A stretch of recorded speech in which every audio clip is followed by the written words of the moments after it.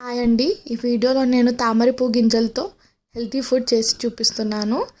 ముందుగా అయితే నేను 2 స్పూన్స్ నెయ్యి వేశాను. నెయ్యి హీట్ అయిన తర్వాత దీన్ని పూల్ మక్ని అని కూడా అంటారు. పూల్ మక్ని దాంట్లో వేసి ఒక 3 to 5 మినిట్స్ బాగా రోస్ట్ చేసుకోవాలి. అవనేది బాగా వేగాలి మనకు. సో ఈ ఫుడ్ అనేది నేను డైలీ మా అమ్మాయికి ఇస్తాను.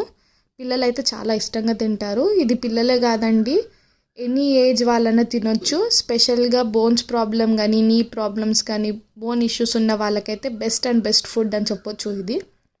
దీంట్లో ఎన్నో వెరైటీస్ ఉంటాయి.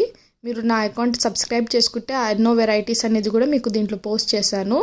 ఇలా 3 to 5 మినిట్స్ అయినాక వేగిన తర్వాత చిటికెడు ఉప్పు, 1/2 స్పూన్ హనీ వేసి ఇలా బాగా మిక్స్ చేసి పిల్లలకి ఇస్తే మాత్రం వాళ్ళు బాగా ఎంజాయ్ చేసుకుంటూ తింటారు. అండ్ చాలా హెల్త్కి చాలా మంచి ఫుడ్ ఇది.